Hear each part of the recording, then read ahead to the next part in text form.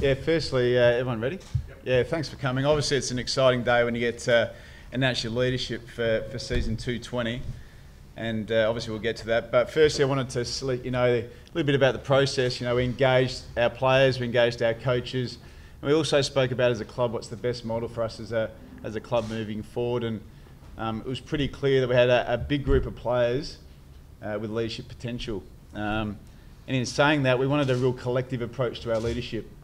So in saying that, we wanted to refine our leadership. We were going to go with a captain and a vice captain. No formal leadership group, which I think is probably a good thing for our footy club. So this day is obviously about the guy next to me. He's going to be announced captain of the Melbourne Footy Club, and Jack Viney will be vice captain, which I think is really exciting. I think Max has got a terrific story. 11 seasons, incredibly passionate about our footy club. Stands up when the time comes and has a great empathy for our playing group, and I think he's going to make a fine leader of our footy club, and it's just an exciting day, so well done, big fella. Thanks, mate. Yeah, it's a dream come true to captain the oldest club in the land. Got two great role models within the club in Nathan Jones and Jack Viney, who have both led this club really well. I've got role models from without. I was probably under one of the best Melbourne captains we've had in James McDonald in the present time. I've had Brad Green, I've had Jack Grimes, Jack Trengove. So I've had a lot of captains to learn off, and I'm excited to put my own stamp on this. And yeah, like we said, we've got 45 players that have been asked to almost be leaders now. So with only a two-man sort of leadership group or leadership setup, I'm gonna need these other guys to stand up. So we've got countless amount of names like Jake Lever, Aaron Vandenberg, Alex Neil-Bullen, Stephen May, Neville Jetta. These sort of guys that we're going to really need to step up and become leaders as well. When you say you're going to put your own stamp on it, how do you think leadership will be different? I don't think I'll change much. So for those that know me and have seen how I've operated the last few years, I'm presuming that's why I've been voted in, and that's what I'll try and stick to. I know I've got to get better as a leader. I mean, we had numerous amount of times last year where the leaders needed to stand up and probably didn't.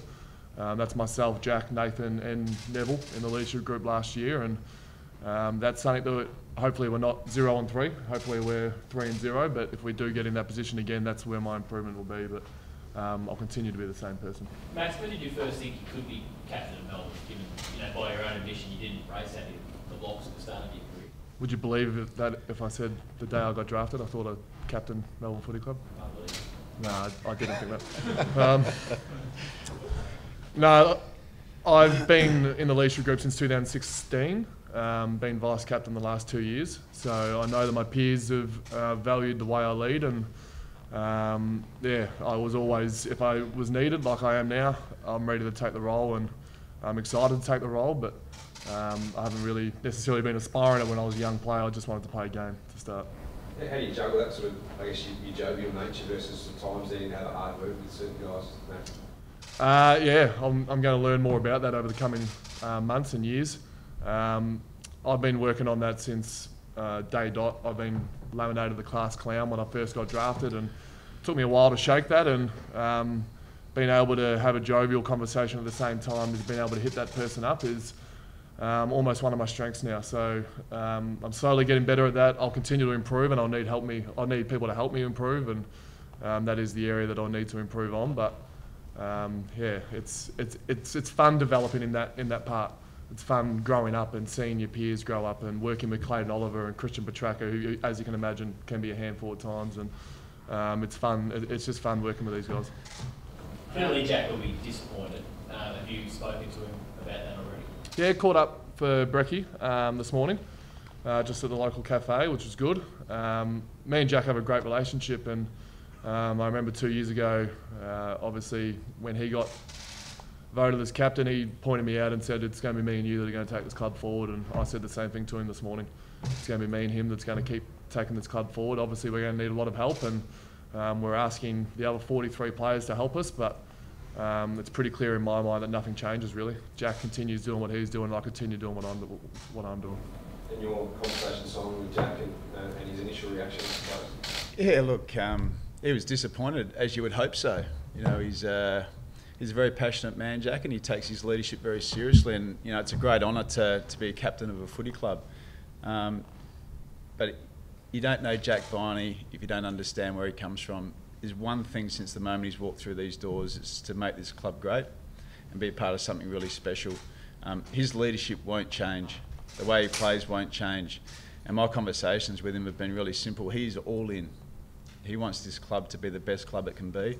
He wants to support Max in the best way he can. And there'll be people out there that'll say, you know, is he all in? Well, if you ask that question, you don't know Jack Viney. And he's never been more passionate about this footy club. Is there a reflection on the fact that perhaps he's got some improvement still in him, or maybe more so that Max has elevated that area of his? When you go through the votes, if you want to put it in that way, the votes of the playing group, there was two standout guys in the leadership stuff. There was Max and there was Jack. Now Jack wants to be the best leader he can be. We need to find a way where he can be even more effective in his style and the way he goes about it. And you know, as Jack wants to develop in that space, that's the first thing he asked. How can I be more effective in my leadership style? Because he wants to be the best leader he can be. But we need to be really clear. There was two guys that stood out across the whole playing group, and it was Max and Jack. Is that why you've gone this model, the way the voting, or did you go into it thinking we'd like it just to happen? I think when you sit down as a footy club, and that's not just me, it's our leadership of our club, you look at what's best for your club right at this moment. At the moment, a few years ago, it was dual captaincy, where our leadership was at. Now it's sole captaincy. So that was pretty much the decision we went down, and it was then who do people want? And there was two standouts. We've gone with Max. Is there a bit of a less talk, more action culture starting to build here? Oh, you know, that's how we'd like to be perceived. You know, we finished 17th. You know, we've worked really hard as a footy club to lay foundations that we think can take us forward. You know, we don't really want to be talking about what we want to do. We want to show people, and we've made some progression of that through the summer. We'll continue to make that our primary focus, is about what we do as a footy club and as a playing group, and how we act and how we're seen. So, you know, the proof will be in the pudding in that space. Max, how's your injury at the moment? Do you think you'll be right to captain round one?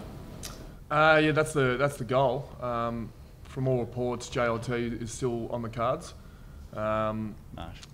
Marsh, sorry, Wizard. Forgot your back, mate. ING. No, we got a game against North Melbourne, just a scratch match this week that I tried to play with. Goody told me no. So the next one after, which is Hawthorn down in Launceston, I think I should be a chance, and then go into round one. Max, you've spoken at length over the journey about the struggles initially when you got on the list, you know, in ACL, and then you weren't as professional as you thought you were, as you should have been. How does that help you as a captain to educate the young players on how they should be elite footballers? Good question, Tommy. That's one of what I see as one of my strengths, is being able to relate to almost every single player on the list. Found it hard to get that private school relationship going, but the guys who are more bright and grammar, but I've got there eventually.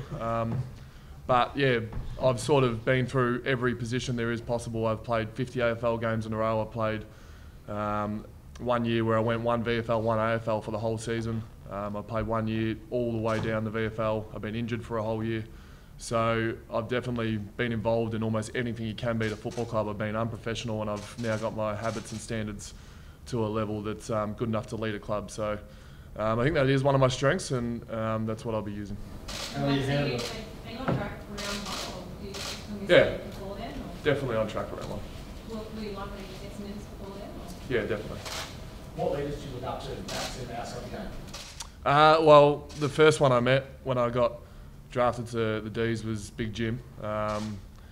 Probably the reason why I got his number as well, and followed on to the number 11. Jimmy was the first mentor I had at this club, and he told me whatever it takes, which for him was drinking his own urine to stay alive, which is pretty gruesome, and not to the extent that I'll get to, hopefully, to win a game of footy, but would be interesting drinking my own urine at 3/4 time though, wouldn't it?